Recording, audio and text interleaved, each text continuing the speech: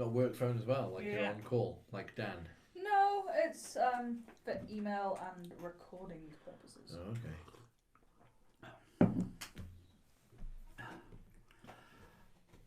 We're streaming. Oh, we are now. I'm on telly. Hello. Hi. Hello. You sure we're streaming? Yes. What? Well, I'm just going to deafen people. That's just a carryover from the Patreon. hi everyone. Thanks for joining us on our live stream for the podcast again. Just in case everything goes wrong, I've changed the T-shirt and it's a test card this week. I've tried to be as anonymous as possible after last week's debacle. You are slightly ninja-ish. I got stuck there. Ninja-ish. And Dan's a lot more shiny than he was last week. Yes. Yes, Dan's off on a mission, so we have Sean with us this week. Yeah. And Lee is being Lee. There's an unsettling delay on this, which always makes me worried that we say something horrible before it starts. I don't think we need to worry about it. We'll say something horrible once it started anyway. Oh, no, I'm talking to that microphone before the thing happens. Do you want to start recording? Let's do the show right here. Let's do it. Hi and welcome to this week's 3Legs4Wheels F1 podcast. It's Paul here with Sean. Chris. Lee. So what did we think to Mexico then? Was it boring like it always was? I think it was pretty boring. I would go with an exceeds expectations. That's fine. That's fair. That is a Hogwarts grade. Because it was more exciting than Mexico usually is, but I don't believe it was exciting as some people are making it out to be. It wasn't like a super exciting race. No, it wasn't like the best race of the season. But I think it was just the perfect example of how, like 99% of Crofty's commentary is talking about how there might be an overtake in 5 laps. Yeah, but 99% of Crofty's commentary is him not knowing which Toro Rosso is which. Correct. This is true. Yeah, this is true. Talking of Toro Rosso, Moose Craft hot dogs? Is this actually a thing? Are we sure about this? Because I tried Googling this and I find zero evidence. All I found was on... I thought it was booze. Moose Craft is a cider, yeah. It came with Albon and then literally one race later they fucked Albon off up the road. Yeah. And now Moose Craft is stuck with Pierre Gasly as their poster boy. And Pierre Gasly did go to Thailand to do some promo work. It was like an inappropriate amount for not the Thai driver as well. He met their prime minister. He went to the Thai MotoGP. He went everywhere. Apparently, they only registered the trademark at the end of September, and from what I could tell on something on Reddit, so it may or may not be bollocks. Mm-hmm. Chances are it probably is. Yeah. Was it subreddit? It was the F1 subreddit. Definitely bollocks. It's to get around advertising restrictions in the US because Gasly is too young to advertise booze. So they said, we can make hot dogs as well.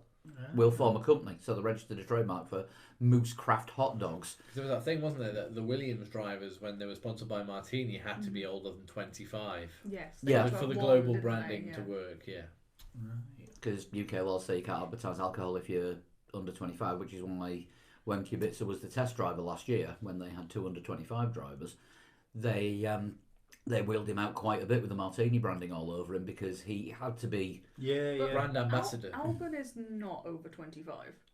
Albon's 25. Is he actually 25? I think he's 25, yeah. I thought he was 23. Or maybe, I don't know, I thought he was 25. I might be totally wrong. But yeah, he's number 23. That might be where I'm just getting confused. But yeah, apparently it's to get around the fact that they're advertising the brand in America with somebody that's too young, so they are just advertising Moose Craft things, and they've settled on hot dogs because apparently they're Texan. Okay. Great. So it could have been that on Moose Craft, cows, rifles. Alexander Albon is 23, and his date of birth is the 23rd of March. And he is also and number 23. Race number 23. 23 is big for him. Yes, it is. So, let's look back at the race. Go on. Williams. Oh no, hang on. I didn't put Williams You first. didn't? You put McLaren first. I did put McLaren first. Because I think that out of everybody, they went backwards more than anyone else. Yeah, I think you're right. Shitty pit stop. Yeah. And then terrible pace on the hard tyre. If Lando has any luck at all, it's awful. Oh yeah. It's like, I've absolutely screwed him up by spotting him. I got many messages about this during the race. Many messages. Dan wasted 25 pence on a McLaren podium. Can you stop supporting Lando? Can't you just support your cousin George Russell? These were to name a few. Was that second one? Did that come from a certain Robert Kubica? Like he's got the ability to text and drive. Who does he think he is? Santino Ferrucci. A nightmare pit stop for Lando. Amongst other, there was a lot of bad pit stops. Do you reckon it's altitude? Do you reckon altitude fucks with the guns? Or just the mechanics' heads in general? Possible. I think there was a lot of sickness as well going around, wasn't there? There was 150 of the paddock staff across the teams were sick. Other thing to remember is it's hot as fuck. Yeah. Wasn't too hot leading up to the race because Sean. It was still 33 degrees to be in all that gear. Sean was there sending weather reports saying it's only 20 degrees. It feels like an English summer's day. Yeah. Cheers to the bloke who now lives in sort of the hot end of California. Yeah, exactly. But but don't forget they've got all the fire retardant stuff on as well, isn't it? That's not going to help. No. At altitude as well, that's not going to help at all. No. I mean, we nearly had Pierre Gasly dropping out before qualifying and being replaced by Esteban Gutierrez, which would have guaranteed an 11th place for Toro Rosso. Yeah.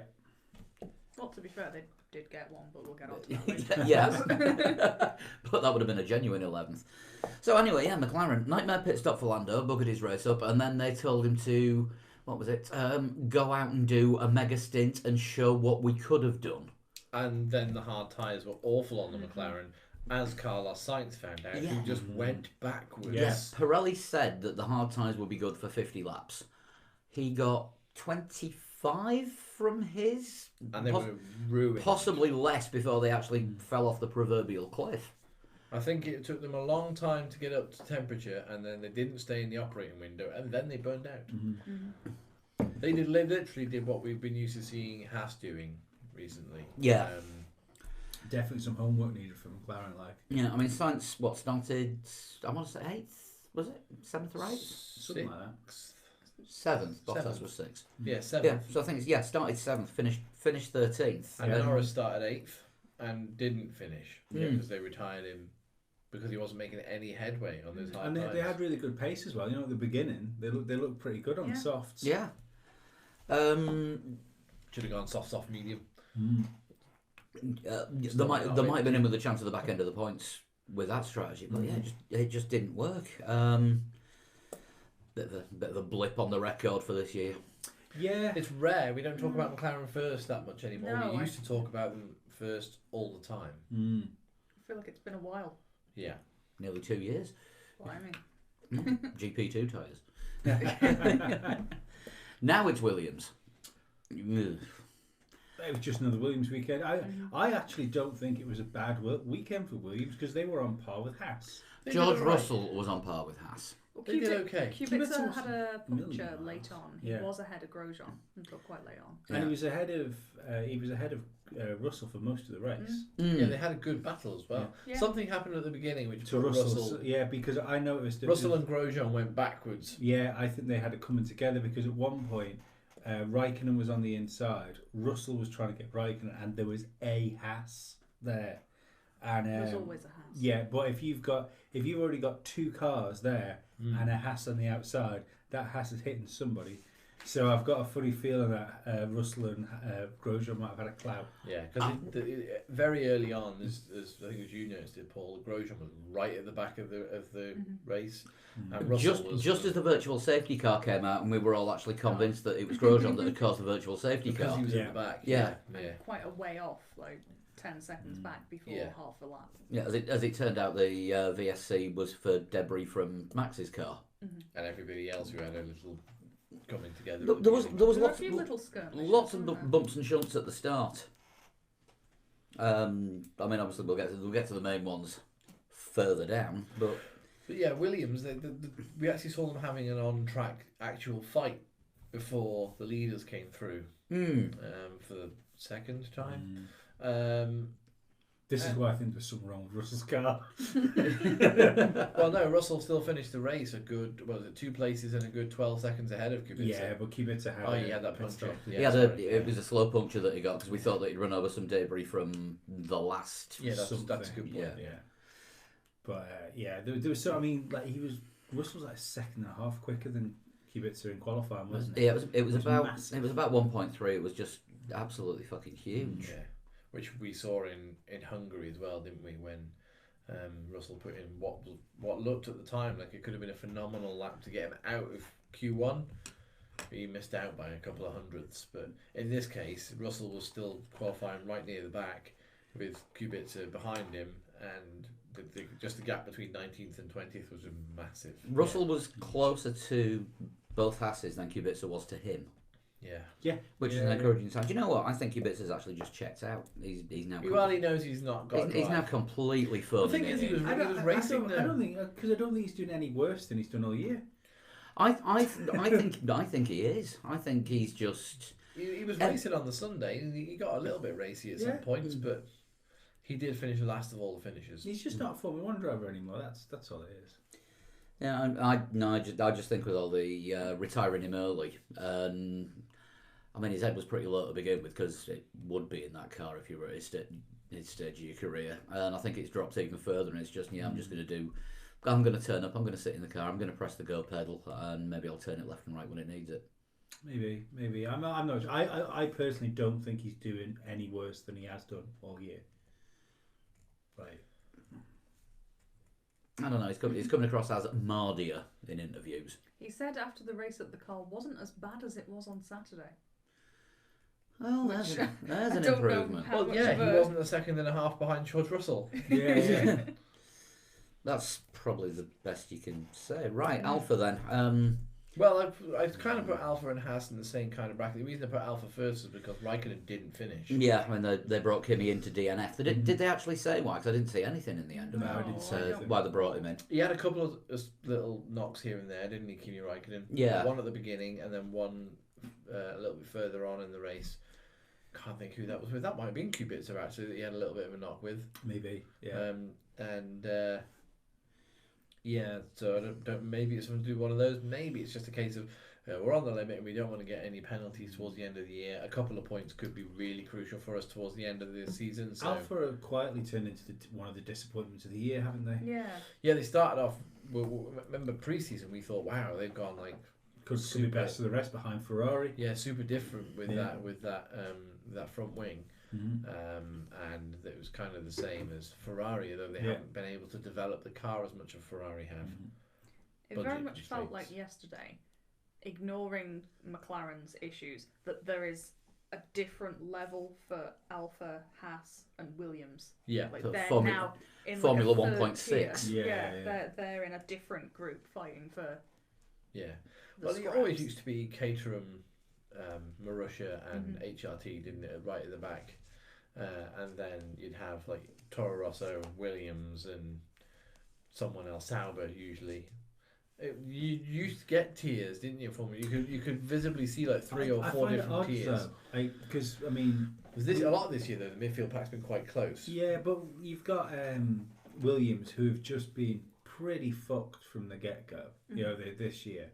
And I kind of don't think there's any excuse for teams like Haas and Alpha to be falling back towards them. You know, I can appreciate them falling off maybe some of the other mid-pack guys, but to not just be falling away from the mid-pack, but especially Haas, going back towards the Williams Yeah. seems fucking weird. Yeah, I mean, after, was it Q1? Was it after Q1 when both Hasses went out? The shot, the slow motion replay, I don't know if anybody else spotted it, of Gunter Steiner shaking his head. Yeah, I saw that. I don't know why we needed a slow motion replay of it. Or maybe it was just a live action replay. Because And I he was feel shaking his misery. head really slowly. But the... In time with the car. But they just haven't understood their problems, have they, at all? Which is worrying. Yeah, Alpha haven't developed as much as we hoped they would throughout the year, and much like Haas, they've slowly fallen backwards, as Sean pointed out. Then they've kind of almost become Williams bait. Yeah. Do you know what I mean? Like something for Williams to aim for. I wouldn't be surprised before the end of the year if George Russell out qualifies a Haas. Possible. I don't. Lance Stroll. Yeah. Yeah. Stroll. There is that. Officially an overheating problem for Raikkonen, by the way. Oh, overheating problem. That was Overheating, the yes. result of your Quick little quick Google Googling. there, yeah. I'm just looking up last year's results because, from what I remember, Haas were pretty clown shoes Haas have last like year. 1 points finish in the entire history of Haas at the Mexican Grand Prix. They do not get on with it. Yeah, last year they qualified 16th and 18th. So. I imagine they're going to go really well this year then. And finished 15th and 16th. Yeah. Oh, slightly better than this year then, the 15th and 17th. Yeah, but there were 4 retirements last year instead of the 3 this year. But what happened with... didn't Grosjean say something to a grid kid as he was walking off the grid? Oh yeah, he said that his car was crap. Great. To one of the grid kids. He was caught. He was overheard by somebody saying, "Oh, I'm not going to. No, my car's terrible." Yeah, thank you, Michael Incognito, for sending that one through. Oh, is that? Yeah, we missed that. That's a bit. I like the idea that when the grid kid got presented with Grosjean, he went, "Oh, fucking hell!" I said, "No, it's not my fault. My car's shit. I'm a world champion in the making. I promise." Yeah. I was a world champion in GP2 many years ago. Yeah, so I mean, when the drivers are admitting that the car's crap, I mean, there were pants last year. They weren't expecting anything this year. Well, they got exactly what they expected. I mean, it's not a great warm up for their home race, is it? Let's be honest. The car wasn't bad last year, though. You know, it was a mid-grid car.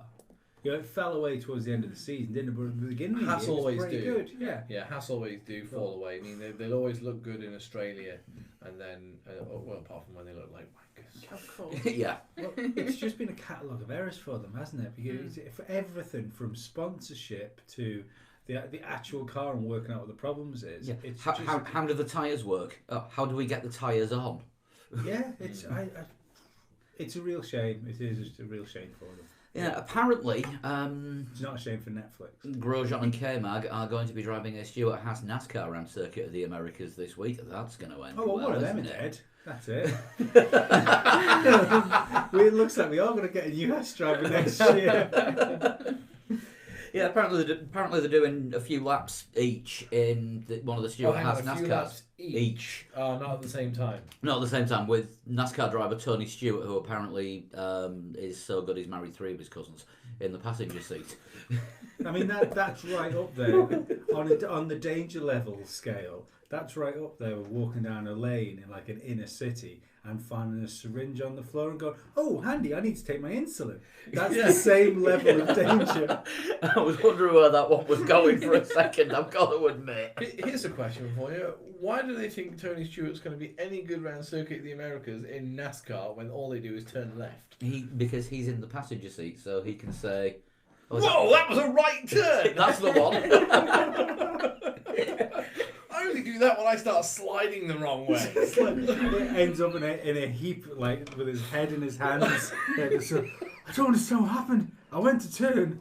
There was a fucking wall in the way. Why would you put a wall where you turn? I was watching. It was only sort of a short clip of one of the big crashes in one of the NASCAR races a couple of weeks ago, and they made no big deal of the fact that a tyre bounced off a car, bounced across the track, and landed in someone's RV compound. You've lost that tyre. That's on the fire now. There will be steaks cooking on that within minutes. Yeah. That down home Goodyear seasoning. Yeah. It's amazing. I hope no one was seriously injured in that accident. No, nobody was hurt, but 3 people got food poisoning. Tell you what, like, you can't. Well, you can say what you want about Haas, but you can't take away their ability to give us comic relief. Yeah. Oh, they have been the comedy team for. I mean, everyone says that American comedy is unsophisticated. No bollocks. This is great. This is up there with Frasier. Well, I did like their Instagram post that we're coming home, and then put K-Mag, Gunther Steiner, and Roman Grosjean up with an American flag behind them. None of them are American. The only thing that could go better is if the engine went.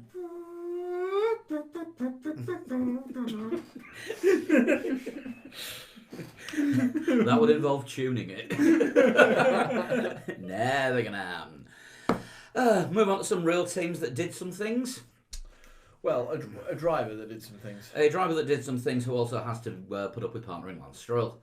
Yeah, Perez finished 7th in his home race, breaks the run of 12 places. Yeah, best of the rest. It was a really good run for Perez at his home Grand Prix. He had a decent race. Low-key, maybe driver of the day. Yeah, possibly. Good battle with Ricardo as well. Yeah. And came off best in that one, which not many people do. No. Just to check, Renault haven't been disqualified yet, have they, for anything? I don't believe there's been any protest against Renault. Right, that's okay. So far. Yeah, we'll talk about that either when we get to Renault or afterwards. Cause another Q1 exit for Lance Stroll. Of course, it was Who's Q1. shocked? Not me. And nobody was shocked by it, but the team radio after his exit in Q1, it's the same excuse every week. Oh, it was so close. It's really not, though, is it? If it was close, occasionally you would be on the other side. Well, he was only actually 0.008 of a second off this time. So, yes, it was close. It was close, but not close to his teammate. And that's That's the issue. Yeah, he talks like he hasn't got a teammate that's a second ahead of him somewhere down the road. He hasn't, he's got staff. Yeah, I suppose so. But it's such a waste. I mean, I've been thinking about this. I can't think, even though he's better than maybe Grosjean? Carter Kane, for instance, something like that. Oh, Jesus. You know, but Of all the drivers. You wouldn't go with like Max Chilton or something. Oh no, You Max had to- Max Chilton's a better driver good Lord. than Stroll. I half think if Chilton had a go in a proper car, he'd have probably had another year or two and been a Magnussen level Formula One driver. He'd have heady heights of He'd have Magnussen. finished slower, faster. I wish to interject and remind Lee of the running joke that was on the podcast when Max Chilton was in. Good day to you, sir. Pit motoring? Oh, I'm in your way, sir. Let me just pull over for you. No, but like, I don't Lovely think. Sunday drive. I don't think he's the Isn't worst driver Montreal that's ever wonderful? come through. He's not the worst driver that's ever come into Formula One. No. Well, no, we all know that's Taki Inui. Ooh, I'll see Taki Inu in Reiji Uruki or Katayama. No, Taki Inui actually managed to get hit by the safety car twice while he wasn't in the car. Katayama got points. He did get points. Roberto Meri, a driver so good he ended up back in F2. Antonio Liuzzi. Driver steward Antonio Liuzzi occasionally these days. And let's See, I'm looking at the 90s and I'm thinking like Roberto Moreno. Esteban Tuero. Giovanni good name Lavaggi. though. Tuera is a good name. Yeah, it's a good name. Though. Yeah. Giovanni Lavaggi, come on. Yeah. Although it does sound like some sort of twisty chocolate bar. Yeah, the canoe from Cadbury's, the Esteban Tuero. Gaston killed the dog. What? Oh, you missed that one. Gaston Mazzacane. Mazzacane translates as kill the dog. Oh, I see. Does it? Yes. That seems awfully harsh.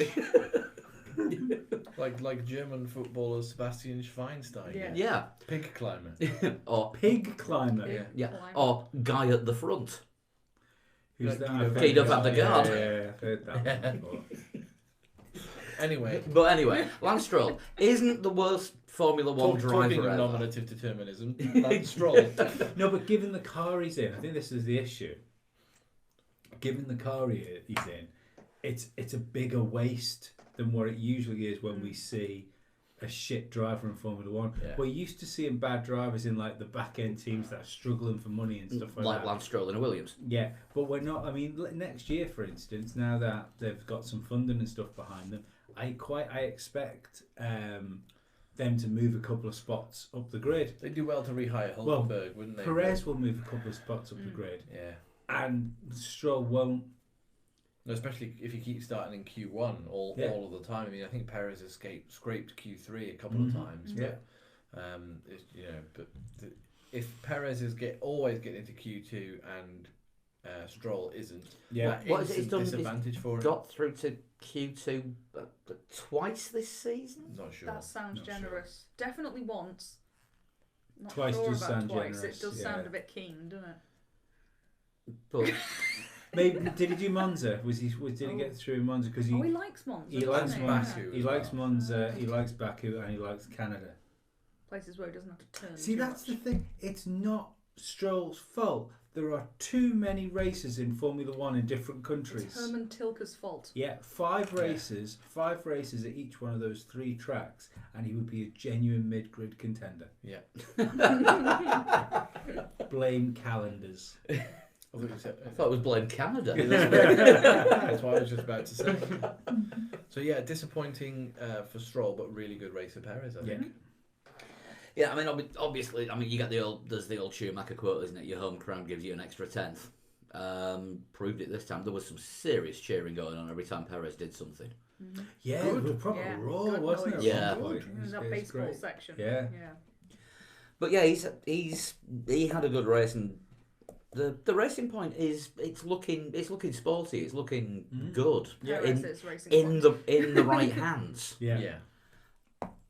You know, like you say, if they are, they are spending a fortune on upgrading all the facilities and upgrading the team. You know, I think we can expect 50% of great things from them. Yeah, I mean... The only worry is, and we keep saying this every time, if Lance Stroll carries on being completely shit, is a large chunk of money and funding going to be taken out of that team, and then all of a sudden, Lance bang, Stroll where will they be. were before. Lance Stroll will be out of the team. Yeah, Do you think Lawrence Stroll would actually get rid of his own son and still carry on funding the team? I don't think so. I think he'd pull out the team, because if Lawrence Stroll was that interested in being involved in Formula One, he would have already been involved in Formula One. You know, he's got the capital to invest in it. He's not, for my money, getting anything from it, because we expected to see like Tommy Hilfiger emblazoned all over the car, didn't we? Yeah, George Russell in Tommy Hilfiger stuff doing wrestling with Mexican wrestler this weekend. Oh, is he? There's Tommy Hilfiger stuff on the grid. It's just not on. Well, they those used drivers. to do all the Ferrari gear, didn't they? Tommy Hilfiger. Lewis They now has do his Mercedes. range as Oh, well. is it that? so- That'll be it then. That'll be why George. Russell had it all on him. Yeah. But yeah, I can't see him staying in this. Well, unless it's a Anthony Hamilton type situation, like, you know, when he stopped managing Lewis and then started managing De Rister, and he's been bobbing around other things in the paddock because he obviously got his foot in the door and the bug to stay in the paddock. Yeah. This is what's happened with Nicholas Latifi's dad, because he bought, was it 10% of McLaren? Yeah. He has no interest in funding Nicholas Latifi's career. No. He just has got into it because his son's into it and has caught the interest and Seems sees harsh. it as a... Yeah, the Latifi McLaren thing, could we see that being the Latifi Williams thing before much longer? With his dad putting money into Williams, if Nicholas Latifi does get the seat there, which we think he's going to do. Yeah. But they can't announce it obviously until the end of the season when he's got the official. I think he's got an Super FP1 license again this week, I think. I know we don't. He did have P1 on Friday. He did, yeah. I know we don't do the reading of the comments on this, but I just caught out the corner of my eye. Yeah, so did I. Yes. Yeah, thank you, Jeff, for sending us a screen grab of that, and hello to everyone that is watching in various airports. What was I going to say? Yes. I was going to say hi, Sean, because he's just dropped into the chat. Yeah, Yeah. that's exactly what we've just seen as well. Where were we? Toro Rosso are next. Toro Rosso. Sorry, I got shunted out of my running order. Hey, Kivy at the torpedo's back. Yay. Is he? It was an unnecessary. It was a small tree. Nobody has to my knowledge, and there will be somebody sat in an airport lounge about to correct me if I'm wrong. I'm glad we tend not to read the comments. Yeah. Nobody has passed in the current layout of Mexico City going into that last corner. I don't think anybody's made a pass there ever. I can't think of one. No, There's a couple going into the baseball stadium, couple maybe at that hairpin. We saw one at the weekend, but I don't know that anybody's made a successful pass on the inside of that final turn. Yeah. Why Kvyat thought he could do it on Hulkenberg before the DRS zone. He would have been much better just waiting for the DRS zone and then seeing if he could get Hulkenberg into turn one. Because that was the last lap. Yeah. And the DRS zone starts after the finish line. No, they still have one more lap to go. No, Lewis had already crossed the line. It hadn't crossed the line by the point they that was the last lap. Yeah, they were a lap down. They were on their last Hulkenberg lap. got to the finish line and then pulled in at the pit exit. Yeah, Hulkenberg got to the finish line and pulled in, but then dropped places because other cars went past him. No, he dropped two places. He dropped 2 places because both Toro Rossos went past him, and then crossed the finish line. Because he started his last lap. That wasn't their last lap. That's what I'm saying. No, it was. They'd been lapped by that point. I'm not sure. Because he was classified 11th because obviously Kvyat punted him out the way and Gasly went through, and then he moved back up to 10th because of Kvyat's time penalty, but 12th and 13th and so on and so forth did not go past him. Right. Okay. So no, that was the last lap. So he couldn't have waited for the DRS zone because that would have been his cool down lap. My mistake. Well, yeah, bit of a. It was kind of a all or nothing one from Kvyat, and yeah, he got too much. All or nothing. He got nothing. He got basically nothing. Such a shame for Hulk, though. Such a shame. Yeah. Gasly was the winner out of that. Yeah. As it turned out. Toro Rosso got 9th place that they shouldn't have got. It was not the driver that. Did finished in Kvyat ninth, get but- any penalty? Yes. Yeah, Kvyat yeah. finished 9th, got a 10-second penalty, so got demoted to 11th. Right. But because Gasly passed Hulkenberg, Gasly Gasly gets got 9th. 9th. Gasly got 9. So Toro Rosso still got the points. Yeah, Toro Rosso were the winners. Wow. Is that their new Maths. technique? Maybe. Another fairly solid performance for Gasly. He's doing much. Unlike his bowels. Yes. Yeah, no, Pierre Gasly was one of the victims of the illness that was going around the paddock. Yeah. One of the few drivers, I think, who actually fell victim to it. Mainly crew, I think, like mechanics and other staff. But and the guy whose name I can never remember that does the podium announcements. Yes. Probably Don't know something his to name, do with the but fact that Red Bull keep their junior drivers in hutches. Should be hermetically sealed. It's like just like a big wall in one of the garages with little water bottles. Gasly's gone rogue and had like some trackside food. I wonder if he went to the same Domino's that Will Buxton got food poisoning from at Race of Champions back in January. Yes. it was a stomach bug that got passed around before they got there. I think it was just whilst they were on in one particular plane. one particular plane or could have been an airplane situation. Imagine that Gasly had to land the plane. Helmut Marko comes running out of the Toro Rosso thing going, did somebody leave the door open? Gasly's a house driver. Don't let him out. Not even during the day.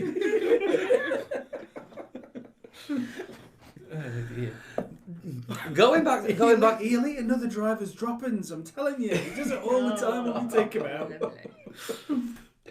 Going back to his on-track performance, though, do we as a collective think that his performances are better in the Toro Rosso than they were in the Red Bull consistently now? Yeah. I think he's more comfortable in the Toro Rosso car than he was in the Red Bull car. Still getting beaten by his teammate though a lot. Yeah, possibly.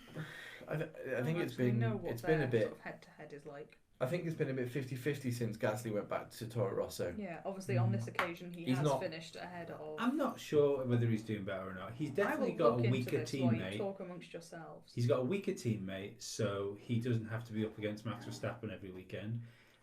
But he's still getting beaten now and again. And he's in a lesser car, so he's further down the grid. So I don't know if he is doing any better. Yeah, I can see what you're trying to say. I think it's different. It's a whole different type of setting for him, isn't it? You know, he adapted a lot quicker to the Toro Rosso car than he adapted to the Red Bull earlier in the year. He basically didn't. Yeah, he didn't adapt to it. He admitted that he found it difficult to drive, which isn't nothing wrong with that. Some drivers do find it difficult to adapt. Yeah, I'm sure he found it difficult to drive, but I think he was also up against Max Verstappen being a bit special this year as well. Yeah, there is that. Yeah, up against special Verstappen, you're always got to look a little bit down on a bit further down than you would be normally. Jolyon Palmer made a point on after qualifying saying that I think Albon was like 4 tenths back on Verstappen, 4 or 5 tenths back on. And he said that's how far Gasly was behind Verstappen earlier in the year. Yeah. He said, we say that Albon's been doing really well. Well, that's the same gap that Gasly was finding. I think the difference is though behind. that in race pace, The Sundays are different. Gasly was bobbins. Gasly was finishing like 8th, 9th. Yeah. And making mistakes, like in Germany, for example, when he happened to tag Alex Albon. Yeah. Right near the end of the race. And Max just is always in the right place at the right time. Alex Albon still, I think he's better than Gasly was earlier this year. His race trim certainly looks better, but still a few mistakes. Albon made a couple of mistakes this weekend. Didn't get a lot of time. Was it Friday he crashed? Yeah. Yeah. He's had a couple of big crashes, but he's always done it in practice or qualifying. Yeah, he has not done it during the race. No. Gasly Kvyat, by the way, in 6 races, Gasly is 4-2 ahead. Okay, so he's a little bit further. A little ahead. bit, not much in it. And one thing to remember though, I mean, Gasly is in his 3rd season. Albon's a rookie. 2.5, isn't it, for Gasly? That's a good point. Good point. Mm-hmm. I think with Albon, the difference with Albon, with Red Bull, is if Verstappen is the title contender, I think with Albon, he could help them with the constructors' title. The weather. He has that consistency, whereas Gasly didn't. Yeah, he would be with a winter and perhaps a pre-season under his belt. He would be the Rosberg to Verstappen's Hamilton, if you will. Yes. The way I mean that is that Rosberg was always there to pick up the pieces. If Hamilton couldn't win a race, Rosberg always won the race. The Webber to Vettel's Hamilton. The Webber to Vettel. Verstappen's Vettel. Easy for you to say. He got there in the end. But yeah, exactly. The driver that you want to be there, as a rear gunner or as somebody who can pick up as many points as possible if your main driver can't, for whatever reason. I think Albon Could be it. Could be that. It could be a number. Ricciardo didn't want to be it. No. Gasly doesn't seem to have it. Albon might. Yeah. I think given his choice again, I think Ricciardo would have stayed at Red Bull. Very possible. Well, that does lead us nicely on to Renault. Did you see him after qualifying? Fuming. Yeah, but did you like? We're on to Renault now, so. Just about the loudest fuck ever. Yeah, but there was pictures of him outside the garage, sort of with his head in his hands, outside, just out when he walked out back into the paddock as well. Seemed to be in a better mood by Sunday, especially with that coat. The team radio before the race, he was cracking. He was on good form on Sunday. He enjoyed the race as well. Yeah. He enjoyed the race. He admitted that he enjoyed the race. The only runner to start the race on hard tyres.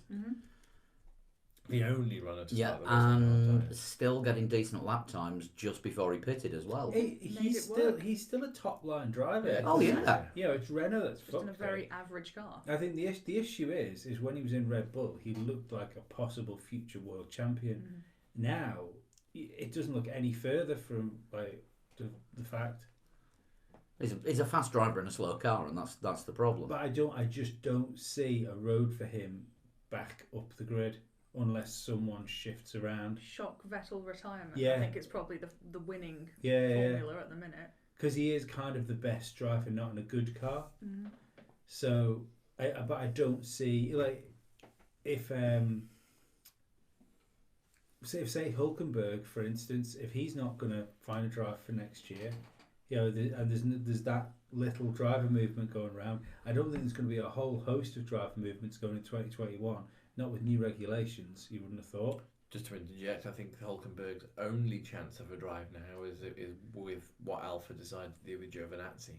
I think they'll keep him. I think they probably Well, will. I don't think Sauber don't even have the choice. It's out of Ferrari because they've got the rights to one of those seats, and that's what he's in at the moment. But as the season's gone on, he has got more comparable to Raikkonen. So. Yeah. The only thing start to out qualifying as well. And they don't have anyone else ready in the Ferrari young driver program to take a seat. The only thing I think might save him is if there's some truth to that rumour that was going around that Haas were warned off him by Ferrari in case they needed him. So if there's truth to that, then it shows Ferrari see enough in him to maybe want him around as a future Jensen Button. Yes. Vettel replacement. Yeah.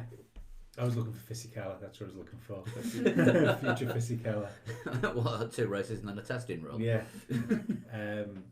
And to be perfectly honest, I think it'd be stupid to keep Giovinazzi on. I mean, he's shown like he's improved. I just don't know what else they've got. But I don't know what the point is in keeping him on as a Ferrari junior driver. Well, because there is no chance of him finding his way in a Ferrari. Next in the QB on Giovinazzi is Pascal Wehrlein and Brendan Experience Hartley.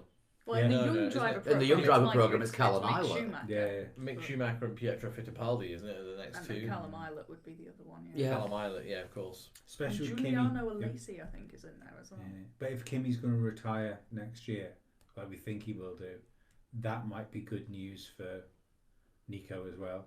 Because unless Mick Schumacher has a good F2 season. This year. Yeah. Watch next Nico year. Hulkenberg. No, what I'm thinking is having an experienced driver for being next to him. With you. Yeah. Watch Nico Hulkenberg sign up as a Mercedes reserve driver for next year. Maybe. Yeah, maybe. They're going to need someone to replace Ocon. Yeah, because Ock's off. To Renault. Who we were talking about. Yeah, well... That could have been one of mine, it was that bad. Have they not got Stoffel? Could they not sort of He's use him Formula E. Yeah.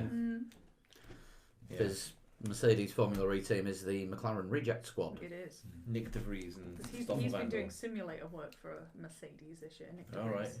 Okay. I did love that. Through all the... And they gave Stoffel a scale electric just to get used to electric cars.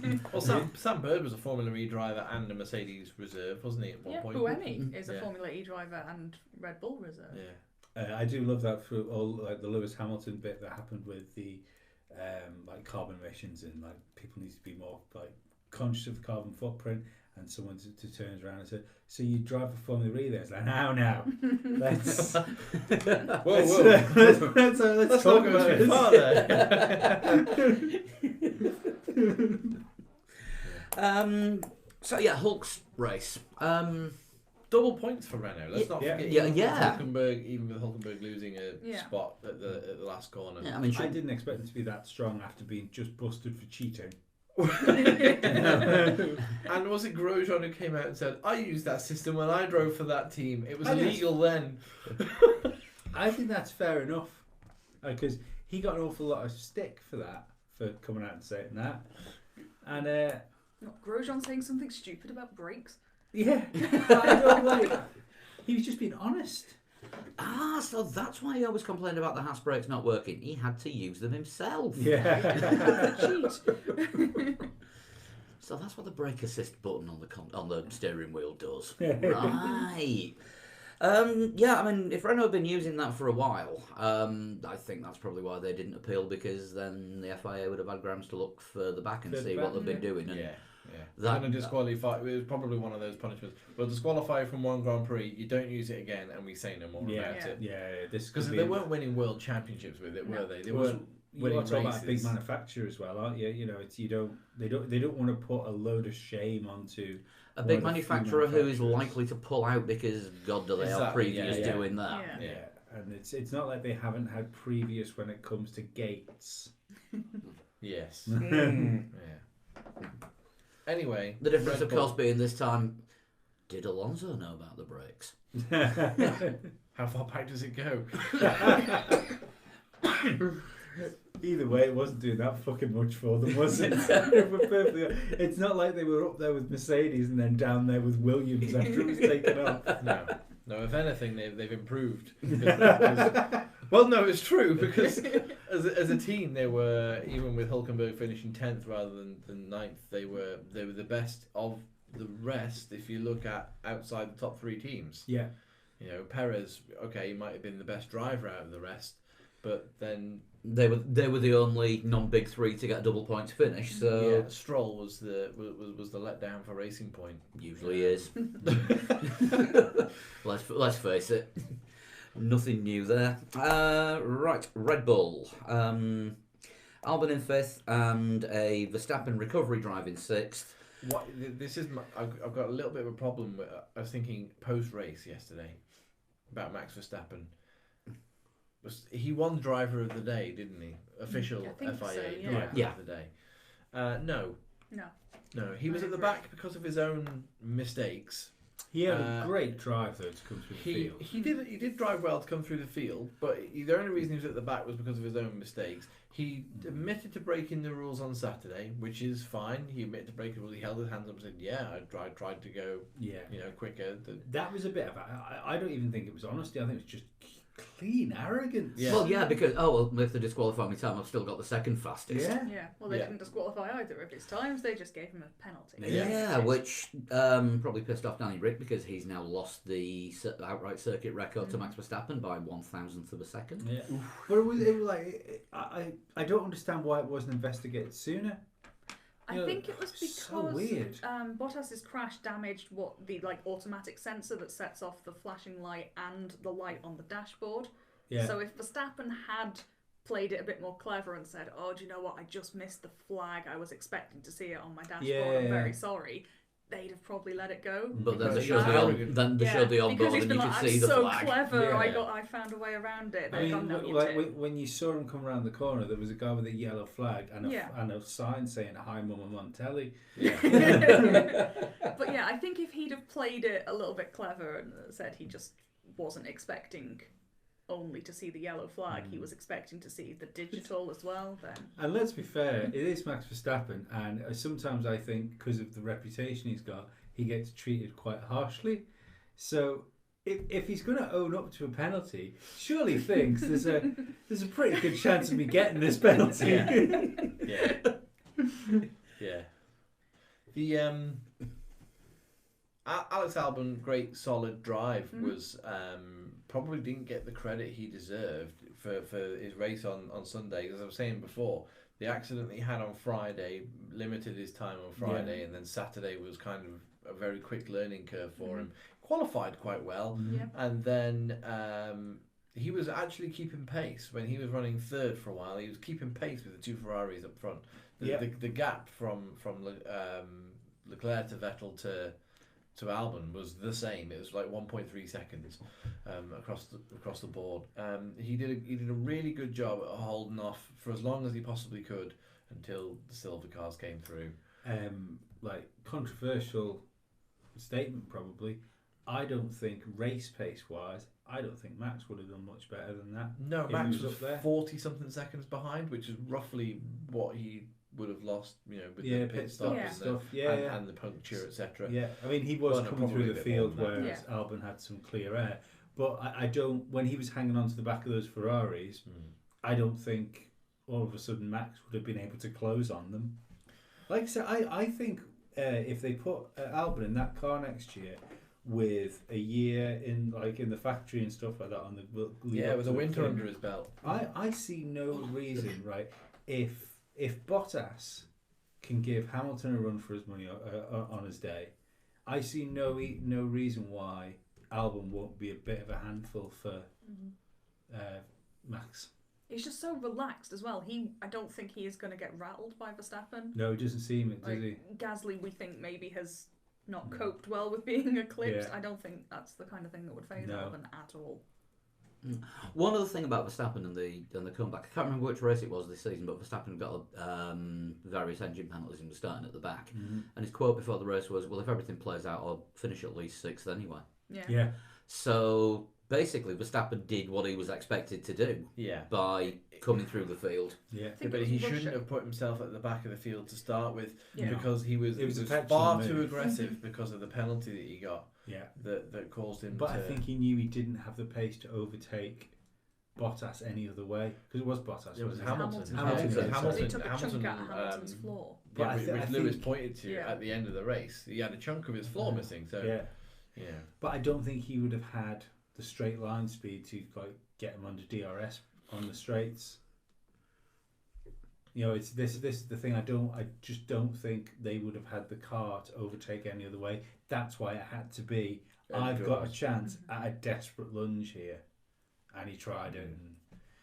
Well, sometimes aggressive Max works, and you sat there and you're like, wow, how did he pass? In it, how did he pass there? Like nobody ever makes a move like that down into that corner, and it's really clean though. It's rare, right? But it is even when he clean. does stuff, it is Well, rarely look what happened clean. with Leclerc in Austria as well. You know, they banged wheels. That was perfectly fine. It was about as hard, like you said before. No, if anything, it was Leclerc's fault. It's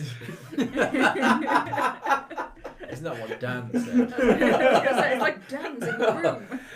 There was more racial expletives. I'd like to apologise to Dan for all the hate mail he's about to get again, even though blatantly he's not here tonight. Yeah, that was probably about as hard racing as it should be. Banging wheels, very hard going into a corner. Max can do spectacular overtakes, and when he gets them right, they're incredible. But when he gets them wrong, he often comes off worse, and he did in Mexico. And he's won the race the last 2 years. He'd have been probably just off the podium, maybe battling Leclerc again towards the end of the race, had he not put himself out of contention early on. I don't think it's the right decision to give him driver of the day, because he wasn't. He made mistakes that put him further back. Driver of the day is just a popularity contest, isn't it? Yeah, I think so. Yeah, I mean, if Rio Haryanto can win it. Yes. If Robert Kubica can win it. Yeah, where did Kubica win driver of the day? I do love the fact that was actually a Russian hack, wasn't it? Was it Hungary? Might have been, yeah. Might have been Hungary. Honourable mention as well for the Red Bull pit crew with their 1.9 second pit stop. It was 1.93. It was 200. I think it was 200ths. Did I read 200ths outside their own world record? Wow. When everyone else was fucking pit stops up at that time as well. Just Yeah, we are, less than 2 seconds. Yeah, what was it? 6.6 for Leclerc. 8 years for Lando Norris. The Giovinazzi one where it fell off the jack. Yeah. That looked dangerous. And Yeah. picked up, the like wheel the wasn't tyre, on. the tyre picked up like the paint Yeah. off the pit lane. Yeah, cause we thought I thought at first they'd left stickers on. You said that looks a bit IndyCar. Yeah. And I was like, no, it's actual stop marks from the tarmac. I thought it was like chalk on the. Yeah. But it was actually picked up the paint. It was very strange. I can just imagine everyone in those helmets going, fucking hell, fucking hell, fucking hell. Shit, lads. Shit. It's a good job there's no refueling in Mexico, really, isn't it? Let's be honest. Because if you get the pit stops wrong like that, come on. Yeah, F1 needs more fire. No, it doesn't. You fucking selling Salba tacos at the end of it. There's got to be a long running one in there somewhere. Do you think somebody makes that joke every time Jos Verstappen gets near a barbecue? I hope so. Whoa, careful, Jos is near some fire. No, I think people only make that joke to win once. Yeah, I would not be joking. I Don't- would not be joking about Jos if he had fire. Yeah, don't forget, he's already outside, so that's somewhere he doesn't have to offer you. How does it feel, Josh? How does the highlight of your career being set alight in the pit lane?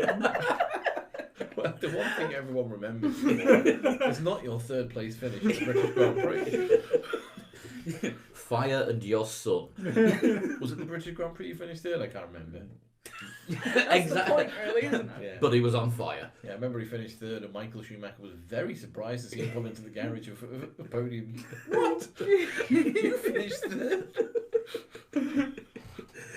Right then, Ferrari. Leclerc fourth, Vettel second, dodgy pit stop, lost Leclerc 4 seconds, which ended up being the amount he was off the podium by. Verstappen's third place now.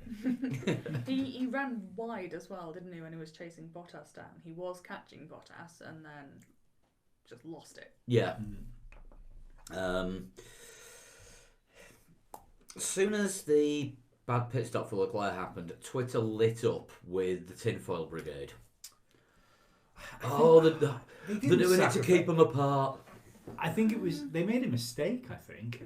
The wheel didn't go on.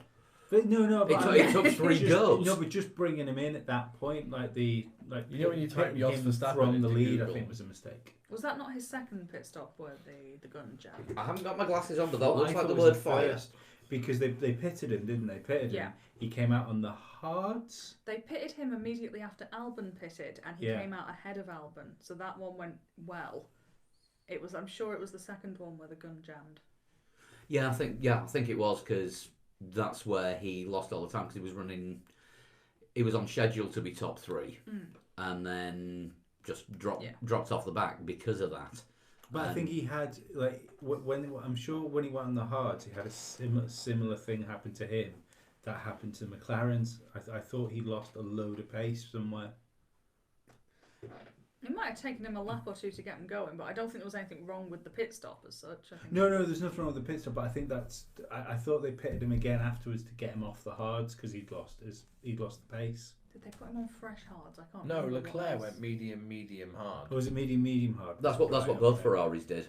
Because he just seemed to, even though they messed his pit stop up, he seemed to go like he didn't make any inroads. Vettel went on stopped. hards. Yeah, Vettel one Because stopped. Vettel was going to do the same and then bitched about it. Yeah. Stayed out for an extra 10 laps. Yeah, incidentally, Jos Verstappen 2 third places, both in 1994, Hungary and then Belgium. So memorable. I had to look that up. 1 Silverstone, 2 non-Silverstones. What's the difference? I think this is going to be really interesting now with Ferrari because apart from qualifying, so he caught fire in Germany. Sorry, he caught fire in Germany and then got 2 podiums straight afterwards. But apart from qualifying, where Leclerc seems to have the pace. Sorry, carry on. That's all right. At least trying to make a point. And we're just being juvenile. I don't think he's got the race pace on Vettel anymore. I think right now, Vettel is the best Sunday driver in Ferrari. Is it that he Like hasn't... Stroll, who's a Sunday driver. Yeah. Is it that he hasn't got the pace, or is it that Vettel has actually found some pace? Oh, I think Vettel was just... I expected there Ferrari somewhere. to struggle. If you remember last week's podcast, I said I didn't expect that Ferrari's aerodynamic upgrade would be so efficient in Mexico because of the altitude. I got that wrong. But talking of the Ferrari upgrade and the improved performance, Binotto says he welcomes an inquiry and an investigation into the new engine just to prove that there is nothing dodgy about it. Well, there's an inquiry into Ferrari power unit. I missed that. There's rumours that somebody's about to make a protest. Is it to do with extra battery power?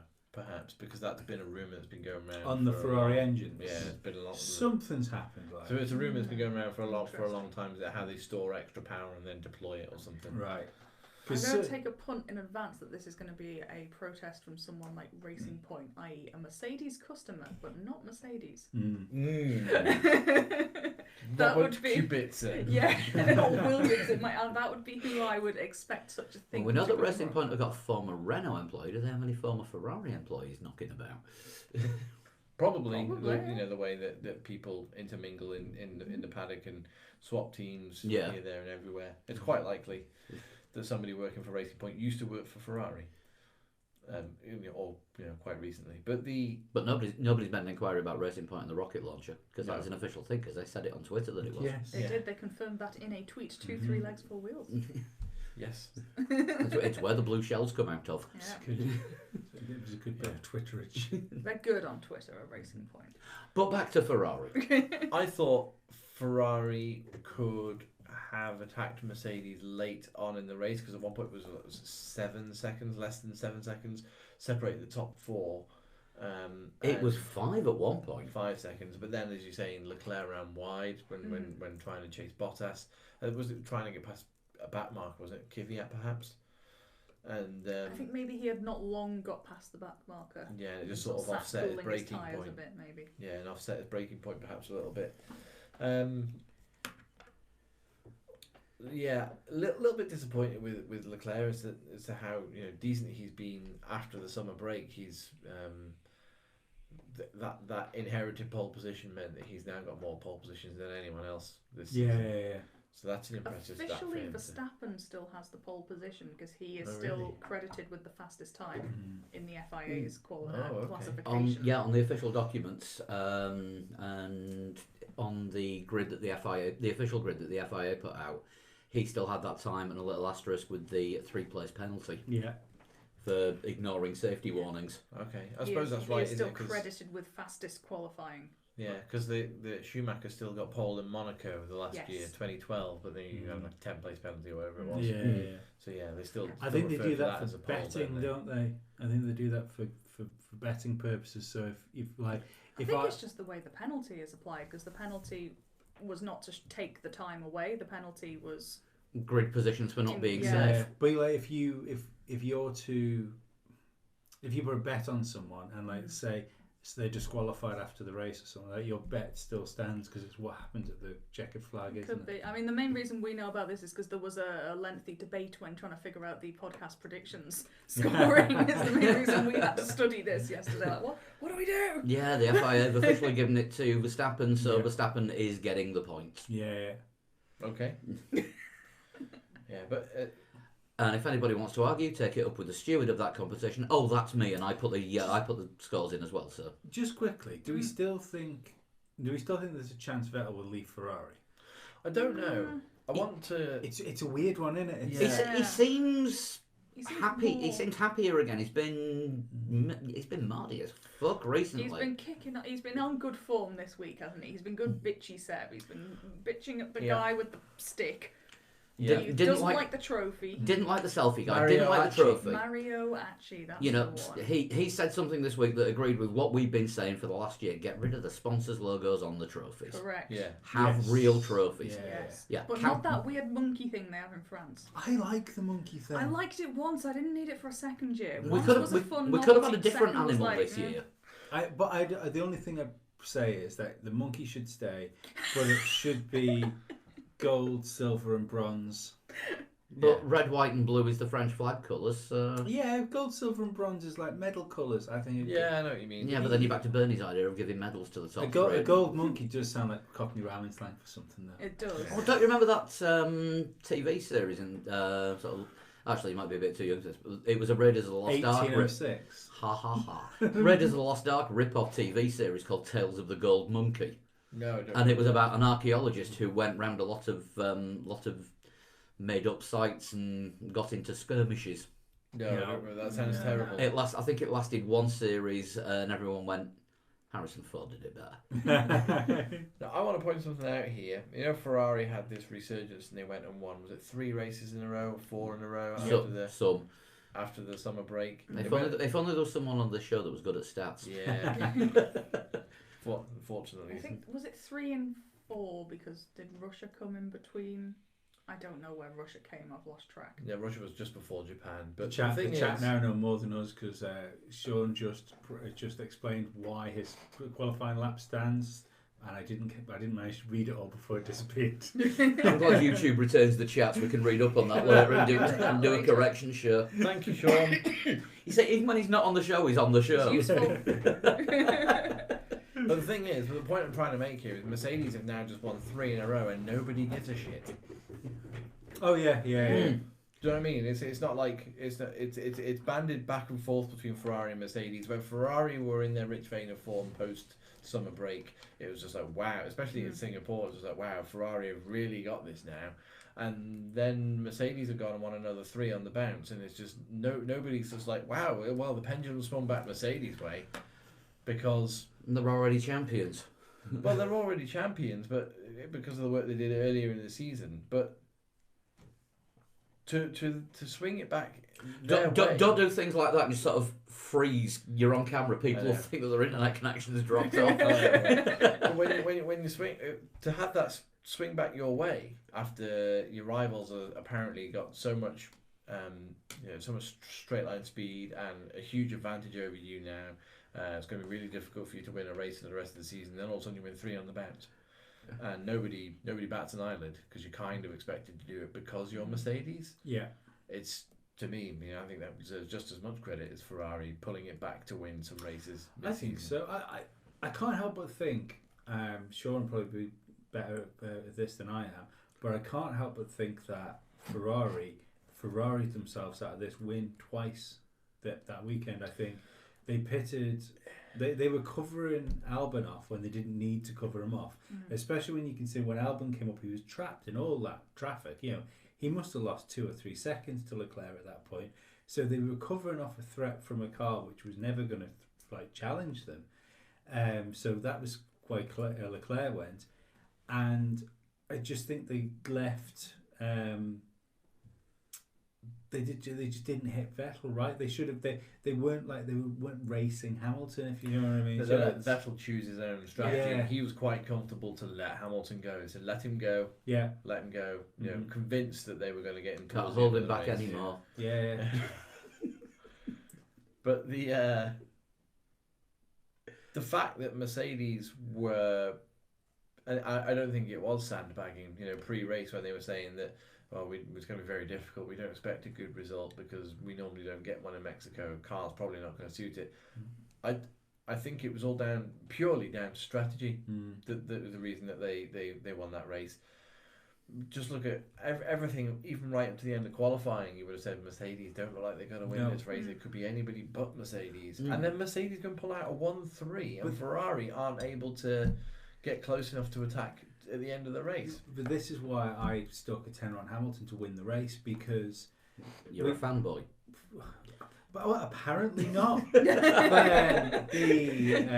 It was the fact that all year Ferrari have struggled with tyres, and we knew this was going to be a tyre limited circuit. So I didn't understand why all of a sudden Ferrari wouldn't be struggling with tyres, and Hamilton wouldn't be Captain Twinkle Toes like he's been. He has become one of those drivers who used to be really aggressive.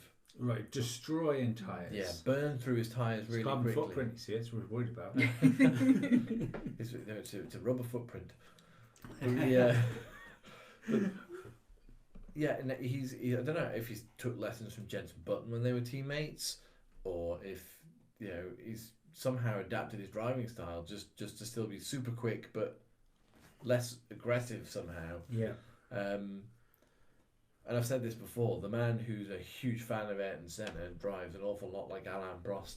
I'll drive slow enough just to win. Mm-hmm. Do you know what I mean? I'll drive slow enough just so I can win and I don't damage anything. Yeah.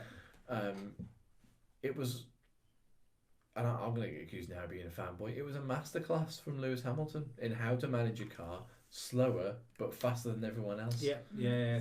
Well, see, this is where I thought he had it in the bag even when the commentary was trying to get excited about it, because when they were trying to put out the fact that Vettel was just waiting, and waiting to see what happened with Hamilton's tyres. Well, it's ridiculous. He's only 2 seconds behind, or 2.5 seconds. If it was possible for him to get close to Hamilton, overtake it, of course he's going to do it, because he's got Bottas breathing down his neck, and behind him he's got Leclerc. And the last thing Vettel wanted was for Leclerc to get Bottas and then have Leclerc on the back of him. I'm sure he'd prefer Lewis Hamilton behind him than Leclerc at the minute. I never got this whole thing, and I think there was a bit of it was misleading commentary trying to hype a race up that probably was never going to materialise. But I would like to have seen Vettel get within DRS of Hamilton just to see if he could have got past on that really long straight. If he could have got into DRS, I think he would have got past him. Well, I think we saw that the cat and mouse thing where Vettel would close in 2/10, and then Hamilton would pull out 2/10. And we saw, didn't we, on the lap times that the top 4 drivers constantly putting in personal bests towards the end of the race. Yeah, there was personal best. green times coming up one lap after another. I mean, the only thing I will say about it is that you had 2 incidents, didn't you? One with Bottas racing Vettel, which held Vettel up for a little bit, and then Vettel hit all that traffic as well, didn't he? At one point where he hit like 3 cars. Oh, who was it? It was racing each other. Couple of Toro Rossos. It was Ricciardo on the 2 Toro Rossos. Yeah. And don't forget, everybody, Romain Grosjean, when he tried to move out of the way for everyone, and just ended up in the grass. Ended up just leaving the circuit. He went via the Circuit of Americas. He was like, right, so you're going to Cancun for the weekend. Poor Romain. Oh. He does deserve it. Gotta give credit to Bottas, because that was a good performance by him, I thought, this. Yeah, it was. This time round. Yeah. Particularly after a big crash right at the end of qualifying. Yeah. Massive shunt at the end of qualifying. And he was driving fairly aggressively early on in the race, and that was like, this is a Bottas 2.0 race then. Yeah, no, absolutely. And to keep, I don't think Bottas 2.0. I've just said that it was a masterclass from Hamilton to win as slow as he possibly could. But for Bottas to be within, it was third, not second, but to be within touching distance, it's a good effort, and it's why there's something like Bottas's 14th podium of the season. Crazy. That's mental. In 18 races. 14 podiums in 18 races. Yeah, that's why he's still in the title fight mathematically. Yeah. I mean, let's face it, Hamilton is going to win the title. Yeah, and he's won week. 10 races. Yeah. Bottas has won 3. It's got to be a DNF, I think, isn't it, for Hamilton not to wrap up the championship next weekend? I think 3 DNFs in a row. Is No, but like specifically to not for win this it. weekend. I think if I've worked it out correctly, If Bottas wins, Hamilton just needs to finish in the top 8, and he's won it. Wow. if Bottas doesn't win the race, Lewis Hamilton's world champion. Right, yeah. So he's not going to win the race. He might win the race, I but don't think will Hamilton finish outside the top 8? Hasn't Unlikely. Hamilton won He likes the US Americas, more than doesn't he? anybody else? Yeah, think Vettel, so. Vettel twice and Hamilton the rest of the time. I think. Yeah. I think. Kimi last year. Oh, Kimi last year, yes, of course. Yeah, Ferrari's last win Happy for podium. nearly a decade. That's Didn't what everyone Kimi win made the out of it. first? Didn't Kimi win the first Texas Grand Prix for Lotus? No, it was Hamilton for McLaren, I think. Where was Yeah. the where 2012 It was from Abu McLaren. Dhabi, I think, was his last. was that? Lotus. Abu Dhabi was it It was the? Abu Dhabi and Australia 2013. I think he won like back to back, but across seasons. Right. Okay. Cool. If that makes sense. I couldn't remember whether that And was then, a, thanks to I know what I'm Sean, doing. as we know, he won the record for the biggest gap between wins in terms of Yeah. races. In fact, I think in Raikkonen's second season with Lotus, I don't think he did Circuit of the Americas. I think Heikki Kovalainen did. Yeah, because Kovalainen that's is, when he had back surgery. bouncing checks and back surgery. Yes. Yeah, Right. the very famous bit where Kimi Raikkonen was actually followed by a cameraman into the car park, getting into a taxi with a milkshake, and just disappeared. That was him done for the season. And he had to pay his own taxi fare because Lotus couldn't afford it. Yeah, probably. So, rock stars and wankers. Ooh.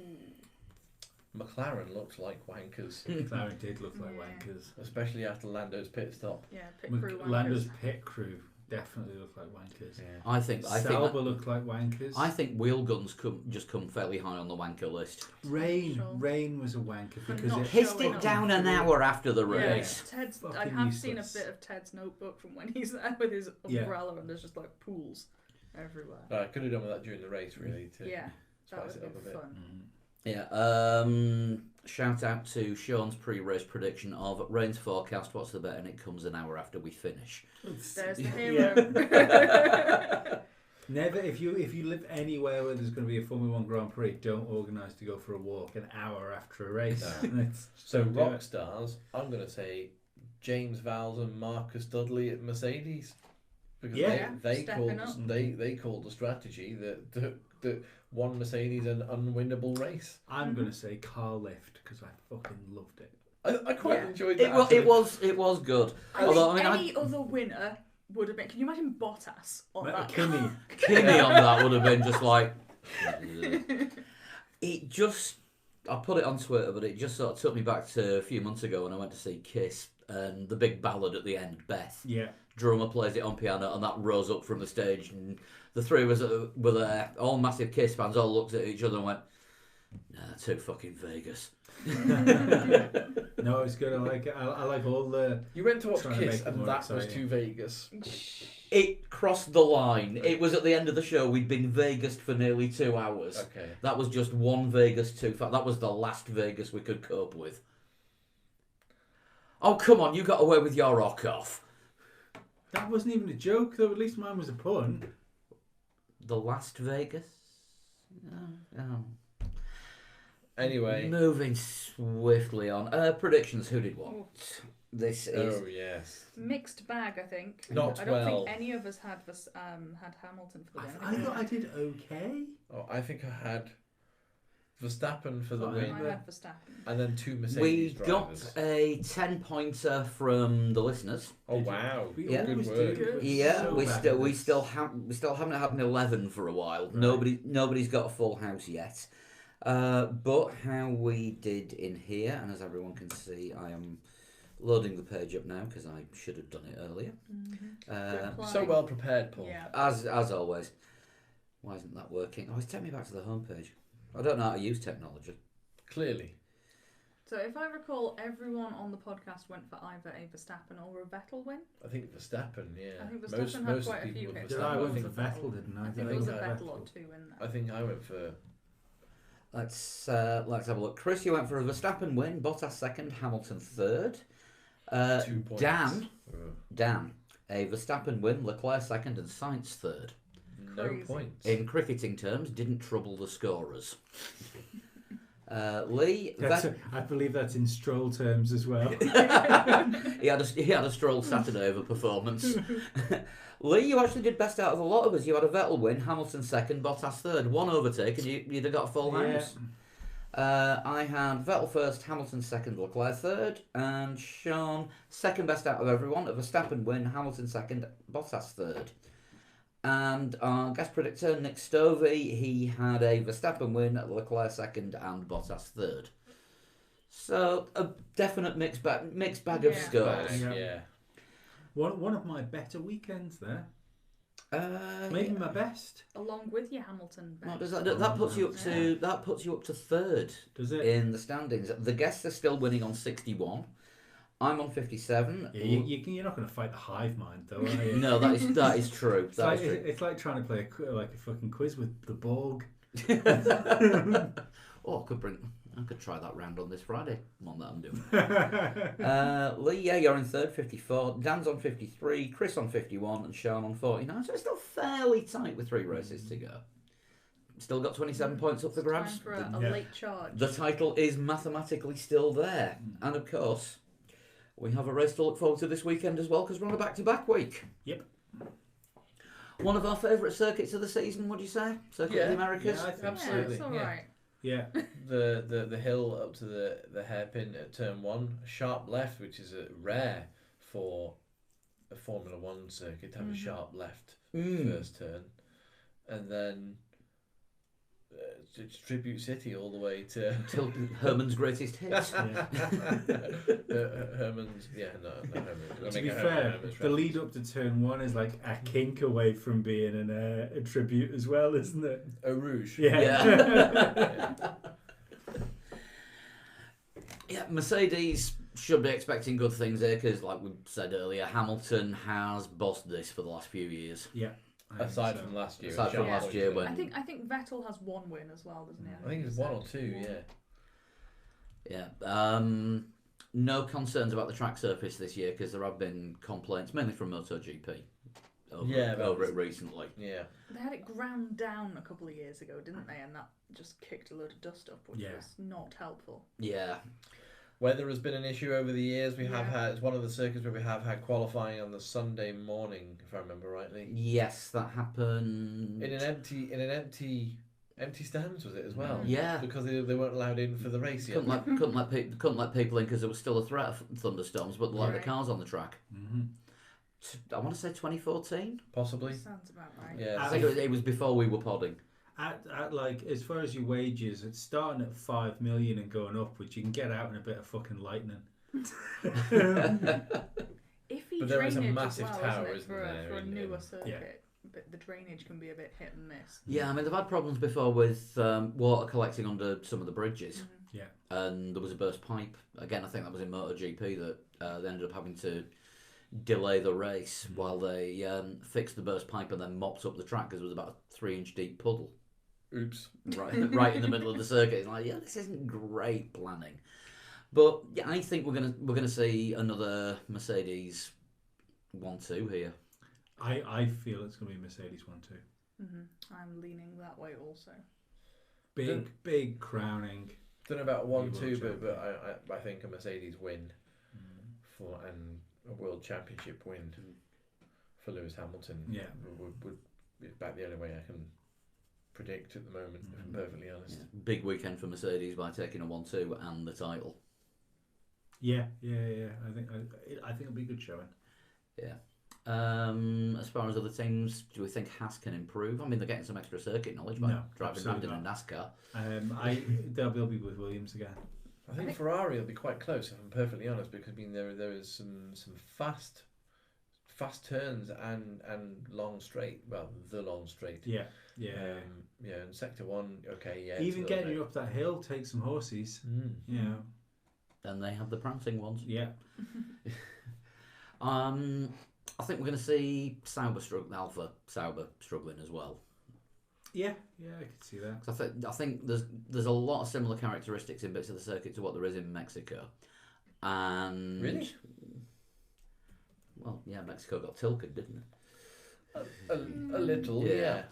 And this is why I think it's going to be another bad one for Alpha. I think I'm sticking my neck out here. I think we will see the same 3 teams at the back that we did this week. How's that sticking your neck out? McLaren. 7 days later, no change. Take McLaren out the equation. It's going to be the Formula 1.6 teams still not making any ground. Because I know McLaren had a desperate Mexican Grand Prix, but I actually historically they do really well. Yeah, no, I'm expecting to see McLaren move up, but it's going to be Williams, Alfa, and Haas. They are going to be more. They're going to be a bit more adrift from the rest of the midfield. I can't remember what Alonso and Van Dorn did for McLaren last year, but I think Alonso got points. I can remember Alonso steaming through when McLaren had a Honda engine. Are you not thinking of Jenson Button? Jenson Button did that. You're always thinking of Jenson Button. It doesn't matter what the subject is. You're just thinking of Jenson Button. Hands above the table. Pretty sure Alonso did a 5th place at Circuit of the Americas in a McLaren Honda. But we're not allowed. Are we allowed to call it McHonda? No. But McLaren. I think this is a circuit that they're more likely to be suited to. I think the altitude must have just got to McLaren and didn't know how to look after their tyres. Last year, Alonso retired as a crash on lap 1. Oh, well done, Fernando Alonso. So yes, Stoffel Van Dorn was 11th, which is very, very Van Dorn. That's a good race. Good race. One of his better So ones. McLaren did well. Yes. So Alonso technically had 2 consecutive nightmare US racing weekends. Yeah, he qualified for this race. Oh, that's that. And it just went downhill from there. Yeah. Unfortunately, it's an uphill to get to turn 1. It kind of stalled halfway up and then rolled back. Right, and what do we reckon for potential rock stars and potential wankers this weekend? Weather could play a part in either way. And we said that in Mexico City, and then it just didn't arrive until an hour afterwards. But Rockstar's going to be Hamilton. It's going to be colder than it usually is. I know it's only a week later than usual, but the storm was the other time that. All right, Michael Fish. His name is Flood. They don't call him that for no reason. Nope. I refer once again to nominated determinism. But it's usually warm, isn't it? Even though it's late October, you see people shorts, t-shirt. Yeah. Late October, early November. But it's a week later this year, and it just appears to make the difference. It's because the clocks go back. Yeah. Maybe that's exactly it's an hour colder. So no, it's how it works, isn't it? It is expected to be quite. Hey, we're bloody freezing this morning. The clocks went back Saturday night. That's true. To be fair. Proper winter almost. But it is expected to be colder in Austin than usual. Mm-hmm. So wonder if that'll play havoc with the tyres, or give Haas another excuse. Well, no, they choose the tyres weeks in advance, don't they? That's the thing. So for non-European races, is it 14? 14 weeks. Like that. Yeah, something crazy like that. I think these got chosen before the summer break. Yeah, I think the rock star, as you say, is probably going to be Hamilton. He's going to do something monumental on the podium when he wins the world title, isn't he? Yeah. If he wins it on the podium, he might just do a Hamilton and Bottas is winning and he needs to finish 8th. Bottas won. Hamilton finished 8th. what was it last couple of years when he's won in Mexico? I think there was a seventh place and a 9th. Yeah. Yeah. So he can do the bare minimum to get what he needs. 2008, anyone? Right, shall we have some predictions? Just quickly, I want to throw a quick wanker out there. Yes. Oh yes, Grosjean. Well, yes. No, That's taken as a given, isn't No, it? but he hasn't. It's not a real prediction. He is it? hasn't had a proper Grosjean for a while, and that run up to the turn one. That's Grosjean written all over If they're it. already struggling, so he's right at the back I turn. want them to have a good race because it's their home Grand Prix. So maybe they'll do the Haas thing of having a really good Saturday and then ruining Sunday for everyone else. Probably. Yeah, but it's usually on Saturday one's all right, one isn't, and then it just both ends up going backwards. Yeah.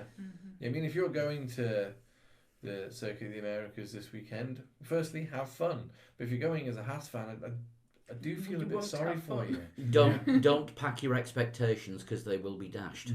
Yeah, I do feel a bit sorry for you if you're going there to support the home race team. But hopefully they have a better weekend. Yeah. Although none of us can really see it happening. Nope.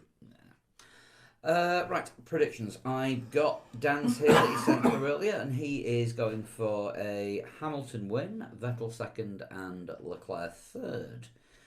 Who wants to step up next? I will go Hamilton win, Bottas second, Verstappen third. Type it properly, so just type bit. No, no bit. No bit. No Verstappen third. Okay. Hamilton, Vettel, Bottas. Hamilton, Vettel. I'm sure you said Mercedes 1-2 a minute ago. Yeah, no, I just weighed Vettel and Bottas up in my head. They've got scales for that at the circuit. Yeah. And Leclerc will be a mobile sprinkler system again. I am going for a Bottas win, Hamilton second, and Vettel third. Chris, Which is exactly what I was going to go for. Bottas, Hamilton, Vettel. you can go for exactly the same. Yeah. Bottas, Hamilton, and Vettel. Right, okay, they are locked in. I'm sending them to all of us. Yeah, but I think that Bottas, he's got to go all out and try and win the race, hasn't he? Hamilton, I think he'd be quite happy to just let him go. I think he's made a mistake because I think if Bottas is in the position to win that Grand Prix, and the fact he's not going to win a World Championship, I think he will be engineered out of Lewis Hamilton's way, so he wins the race and wins the championship. It would be good for the sport if Hamilton wins the World Championship It would in be America. good for Mercedes, with America being a target market to sell cars to as well. Yeah. We do have a guest predictor as usual this week, and this week it is one of our listeners, Amos Menin, who brought his name from the 18th century. He is going for a Hamilton win, Leclerc second, Verstappen third. An extra Rockstar and Wanker prediction. Rockstar, the meow guy from last year, will make a reappearance. That guy is a wanker. No. And Wanker, lap one, first sector overconfidence, cough, Grosjean. Oh wow, that's you can't argue with that. No, not at all. Obviously, if you want to do your own predictions, go to the website 3Legs4Wheels.com and predict away. click on the game section and go on to the prediction league. Put your top three in there, and you can also do fastest lap and pole, and you've got until 5 minutes before qualifying starts, which at the moment is 5 to 9 UK time on Saturday. But obviously, if it pisses it down, we'll extend it. Yes. Do we have any news? I'm just actually checking up on the Miami situation. But that was supposed to be decided today. That was It would supposed to be appear decided today. A memorandum for tomorrow has now been released, so it looks like that might be happening tomorrow. Right. Are we thinking jump cut tomorrow, I think Tuesday there might news? be a jump cut, possibly. There's going to have to be a jump now, cut. to be There's honest. going to have to be a jump cut anyway because I haven't done Formula Well, I'll tell you what, League should we yet. do the jump cut for the news of Formula League now, and then we can do Total Shunt to finish off with? In that case, that is where the jump cut's going. Hang on. Sorry to everyone that's listening on headphones on YouTube. That'll be edited out on, or that will have been edited out on the audio version. And as your hearing comes back, Paul just apologised. So that was Formula League earlier than normal. Yeah. Let's shunt it. This one has been sent in from my brother from another mother, maybe the same mother because we've got the same surname. Will Stevens? Taylor Stevens. Oh, Taylor Stevens. I don't know if it's Taylor or Tyler, it's one of those Okay. things, yeah, one of those Swifty type names. Yeah. Have you been taking me lessons or something? Always the political correctness man, Lee. Well done. Yeah, and I mentioned the fact that I had to do his because we might be vaguely related, and he said, "Great, that means I might be vaguely related to George Russell." So I said, to be fair, being able to name drop George Russell's probably a better flex than being able to name drop me. For now. Can't argue with that. For now. I was born. Yay. Yes. Oh, I've just thought everyone's fucked in the chat, aren't they? Are they? They had good fun. They had good fun last time, didn't they? Oh, And they've just got Sean that's about to ruin it for them. I was born. Yeah. Sean's just answered it. Yeah, see, if Sean's on the chat with the people who are watching on YouTube, yeah, see if you can get it quicker than Sean. Yeah. I was The born. only person to get it quicker than Sean in total shunt history is sat in this room. That's true. I am a surprising expert on Oh, Bert Maylander. I need to point something out as well because we spoke about this here. There is a separate rule for this one. Oh, okay. Oh. What the fuck is this Special shit? like Special rule. Yeah, special rule. Think of it as like some sort of WWE blow-off match where you have a special stipulation. But I can't tell you what it is. But if somebody violates the rule, you're instantly disqualified. All right. Right. So nobody look at their phone. This sounds a lot like Vince McMahon or Bernie Ecclestone. Yeah. Let's be honest. Let's put a rule in for a race and not tell anyone about it. Where did that rule come in? Let's also decide double that something- points. Let's decide that something contravenes the technical regulations and not the sporting regulations. I should have started it from the last question. Yeah, I was born. I was born in 1968. Okay, so that makes you 51 this 51 year. this year.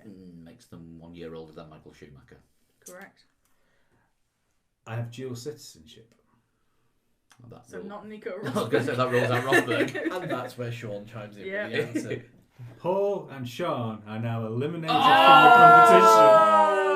from the competition. That was the thing was, if you wouldn't mind banning anyone that makes a Rosberg joke after That's the second the clue. entire premise of the My podcast. money's on Paul blurting it out, but who knows? That's just purely down to me then. No, we're not going to show No, up. Let's be honest. we're ignoring the black flags. No. Michael Schumacher ignored the black flags once, and look what happened to him. Right. Yeah, I have dual citizenship. Okay. I got on the podium in my second race. I competed in. Sorry. Second race. A bit too young for Jean Alesi because I'm sure he's got dual French and Italian citizenship, but I think he's older than 51. Possible. Although, if we're looking for someone around about the Schumacher age, he was racing at a similar time. So But I think Alesi had been going a few years. Alesi sort of Alesi's came in. first season was 89, I think. So he had a couple of years on Schumacher. Fair enough. Schumacher's first full year was 90. Well, 92 was his first full year. Jean Alesi's not a terrible shout. Yeah, I've not got anything better. How old's Alex Wirtz? I don't think that old. I think Wirtz mid-40s. is younger than me. Okay. I always take my age as the benchmark because I was born in 1970, so 1970, not I was just going to 18. say so at most things. 70. Alesi? Yeah. Yeah, Jean that's all Alesi. we've got More for now. sensible shout. I came 8th in my first championship. Okay. Yeah. My second season was struck with tragedy. However, in my third season, I got pole in 2 Grand Prix. So, if it's someone who's a similar kind of age to Schumacher and their second season was struck with tragedy, I think we can probably assume that was 94. Eddie Irvine. Exciting, yes. Podium in his second race. Dual citizenship would. Irish and British. Yeah, that would work. My only win was at the circuit now known no. as the Red Bull Ring. That would be Okay. his only win, would it? Eddie, I won quite a He few won races. a few races and was damn near world champion. And he would have got away with it if it wasn't for those meddling Ferrari Random kids. winners. Jean Alesi did only win one race, didn't he? Canada 95. Bugger. Oh, that ruins that. Is that known as the Red Moose Ring? No. I'd like to guess. The Red Beaver Oh, Ring? shit, you want to guess? No. Sounds sorry, horrible. Can you please repeat that last clue? My only win was in the circuit now called the Red Bull Ring. So it was called the A1 It would have ring. been the A1 ring then, wouldn't it? Mid-90s. Well, it came 97. I think was the first year of the A1 ring. That I would think. have been a better yeah. way to word that And I, question. and I think they binned it off 2004, 2003, Okay. possibly.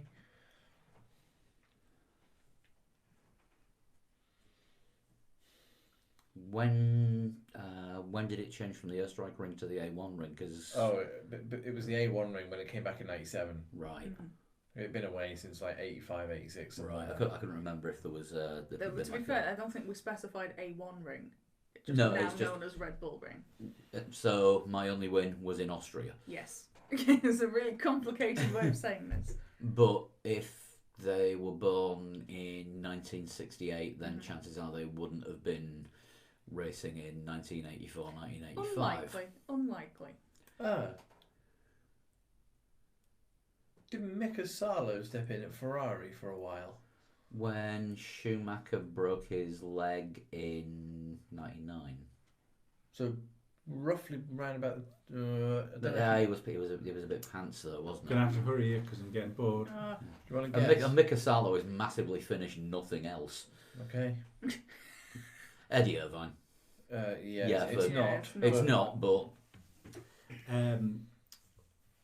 Although under a different name, Graham Hill drove the same car as me one year.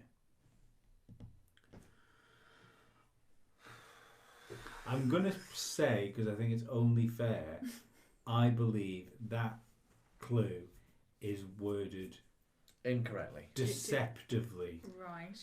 Not to the point of being a trick question, Okay. but not to the point of being a straight down the line, honest as the day is long question. under a different name. Right, okay. So, Graham Hill did drive for Shadow, which became Arrows, Right. which became Footwork, which became Arrows again. Arrows never had a win, though. What did they But- become after that? Or they just Bankrupt. sold? Yeah, they're one of those. TWR errors. But I'm just trying to think Arrows drivers. Frentzen, but he won more than... No! Frentzen only win one race. I think he did. That would have been 97. Oh no, sorry, he did win some for Jordan as well. He only won one for Outside for a Williams. championship for Jordan as well. Yeah, so no, Did that rules Frentzen out. Let's have the next clue. Before F1, I raced in the Can-Am series, innit? Yeah. Where I won one championship.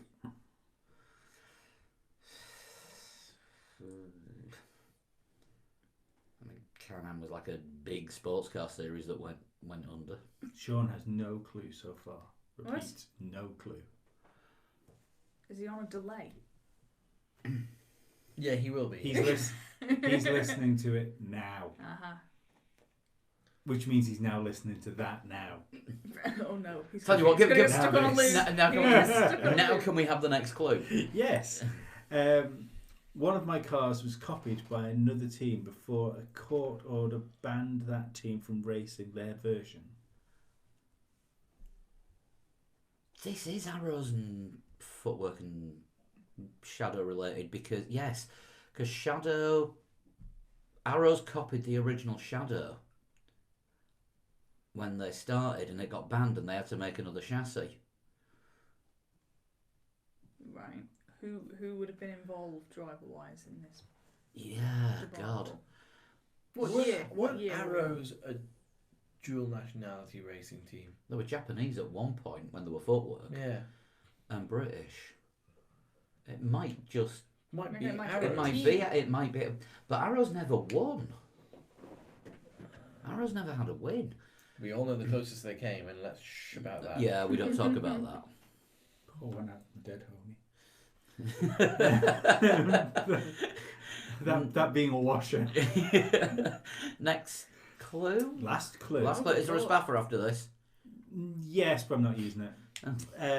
After 7 and a bit seasons, my sponsors dried up and I was forced to stop racing.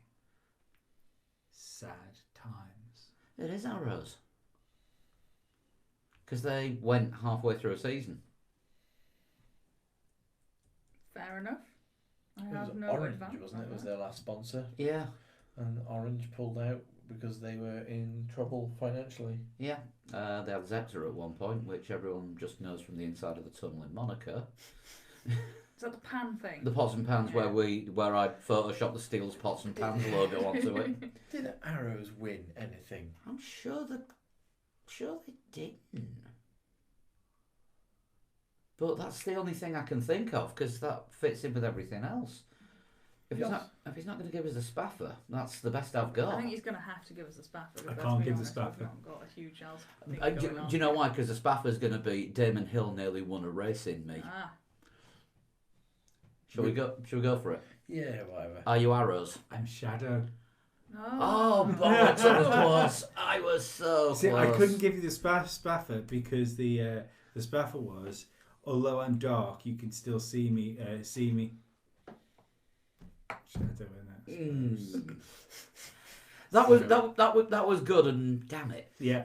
that was a great one. How do you submit a shunt? You can tweet me at a total shunt in a private message, or you can send me a private message on Instagram, as people have started doing.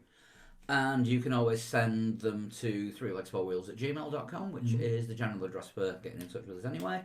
And if you want to get in touch with the show as a whole, we're on Facebook, Twitter and Instagram, all at 3Legs4Wheels. Yeah. And individually we are At Flood21. At Sean Cowper. at Pablo100 and Dan is at Dan Dankleton. Also, if you want to join in with the Patreon show that we do every week, then go to patreon.com/3legs4wheels. You can subscribe to that for as little as $1 a month, and everything goes towards making the podcast. And we just want to say that those that are capable of growing moustaches, we are doing Movember this year, so we'll put the link out for that if you want to donate to the charity, the charities that are supporting men's health. And we're all going to look like unique individuals over the month of November when the 4 of us grow tashes, not Very Sean. unique. You will But Dan is growing a I'll, tash I'll as do well. the 60 kilometres instead. People will be furious with my moustache. Oh, no. No. You're not gonna. We will be back next week. There might be an extra show in the meantime. If schedules allow, from Austin, of all places. Who'd have thought? It's a strong possibility. It's a strong possibility.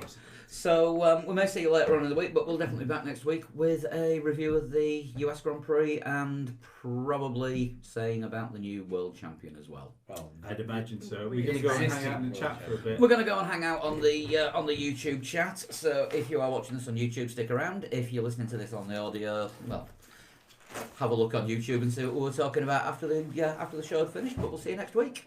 I'm going to give the pumpkin a cam for the YouTube show. We now have pumpkin cam. And we'll see you. Pumpkin Nice. Have you stopped recording? See you next week. Bye. Bye. Right. Get the laptop out now that I'm allowed. Hello, YouTubers. Well, you're I'm not gonna have YouTubers. this. We're Get technically my YouTubers. mic out of the way from Sean's face. Yeah, actually, yeah. Yeah, we can move the mics. Right. How are we doing, everybody? Let's That was good fun, wasn't it? I'm going to save this podcast before I forget and delete it. Yeah, don't do that. I ain't doing it again. Yeah. Please save it. I'm not working like Any not quips many hours. or comments or anything along those lines? Get on the comments and How did the YouTubers do in Total Shunt? Let's have a look. Nick Johnson has no time to put. I've just seen a comment saying no disrespect to Sean intended. What the hell? No. Glenn Merkel, what are you saying? Oh, I recommend it. I love these guys. No disrespect to Sean. How is that disrespecting me? Who kissed Chase Carey? Sean, apparently. Sean got very up close to Chase Carey. I just saw that comment up above there. Did his face tickle? Yes, Sean, we've noticed you're on the bloody comments. You also will get mentioned. You have been He's mentioned. tweeted a quite selfie bit. of himself. Yeah, I just noticed that. Let's have a look. Right, so YouTube. Any questions? Oh yeah, pumpkin cam. Pumpkin cam's a real thing. With the back of Spidey's head. I think we need Spider-Man pumpkin cam. Oh, I've broken it. In true Manx style, though, should we not have a turnip? Yeah, have you seen how fucking hard they are?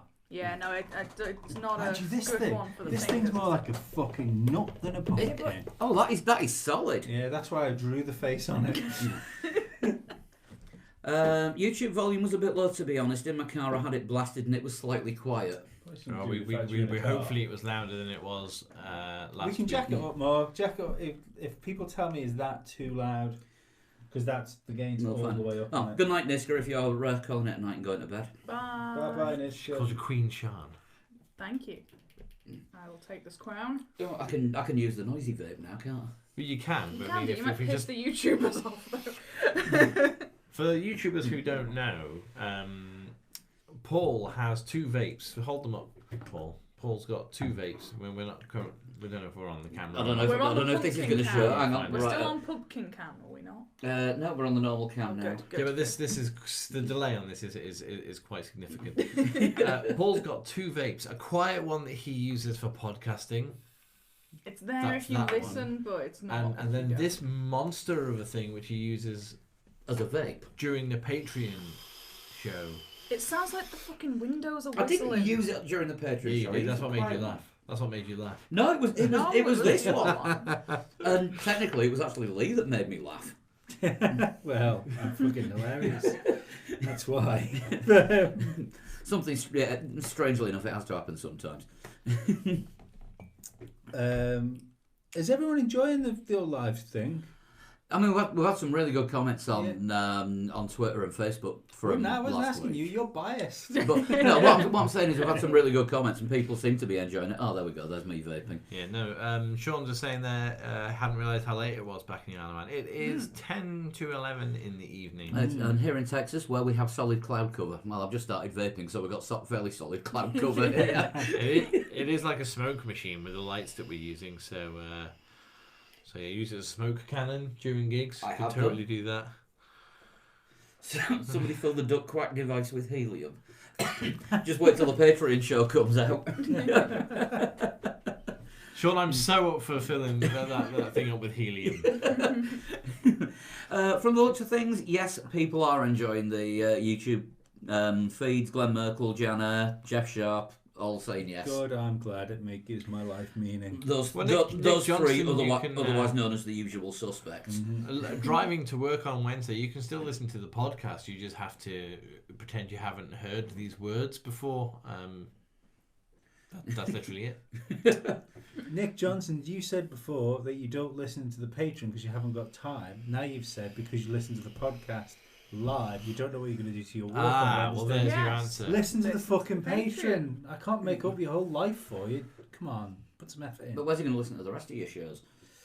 Well, that's a good point. There are a lot of must-see audio shows if you need something else to listen to. I've got one scheduled for every day this week.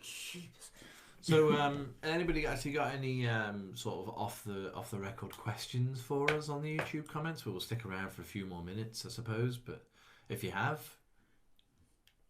get on them. If you haven't, think of one. We now have to wait. We now have to wait about a minute because of the delay. Yeah, but by the time they're seeing this, they'll already be typed, and we'll be reading them. Yeah, that's true.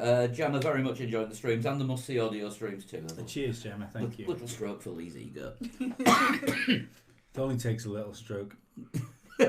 Yeah, I read that graffiti as well. Worrying thing was it was in your handwriting. Yeah, Nick says he knew it was Shadow at the beginning of Total Shunt. Yeah. But he didn't say it. He didn't say It didn't appear to say it, no. Yeah, we all know it on question Yeah. 2 or 3 really at the I end know of the day, don't we? I know exactly who's going to win in Austin, but I'm just not telling you as properly. Are there no yet. cats about? Jana Yeah, says Jan to see a cat. No, cats are banned from the podcast room. Oh, go get Johnson. Oh, don't break things. Try not to break toys, but unfortunately. He's massive. It's all right. It's a red bike. It's a Ducati. That means it'll probably break itself anyway. Can you please acknowledge that Lewis is the biggest crybaby? He's not. It Charles varies Leclerc race is. to race for me, I think. Right, No, maybe. Charles Leclerc is the biggest crybaby in Formula One, possibly of all time. Nah, All Grosjean time. still wins that one. I don't think he cries as much as Charles Leclerc. When Charles Leclerc goes, like it's like he needs a fucking a button on his steering wheel to speak to his mum. I found Lance Jensen. Stroll's got one of them. The camera is on you as well as your dog. It's gone to Paul. I found Jensen. Jensen was asleep on the couch. Jensen is very confused by what's happening.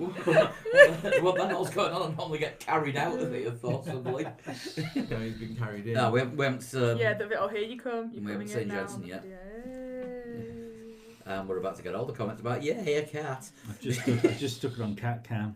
Cat cam. Jensen does not know what's going on. He has no idea why he's on screen. That is one cat that Can he is still see half himself asleep. on screen? Oh. Well, he was actually fully asleep. I had to pick him You up. do look half asleep, bless you. He's got his legs crossed for like modesty as well. Yeah. Do you all like live together? okay. No, we don't, Luke. Whoa. It's a small island. We're all Yeah. within about 5 minutes of each Yeah. other. There you go. This is Jensen the cat. For Oh, all and the happening. cat has turned up. Yeah. Lee is never wrong. He knows Vettel is the greatest driver in the universe. Are you Merkman? What? Lee is never wrong. This sounds like the shit you come out with. Long live the YouTube stream. No Jacques Villeneuve, says Kevin Hardy. What? Yeah, how are we going to punch Jacques Villeneuve into the YouTube stream? We don't have to. Hopefully we don't ever We'll have just to. have to not libel Yeah, anyone. hopefully we don't ever have to, Lee. That sounds like a challenge. No, it doesn't. Does the cat live there purely for tax purposes?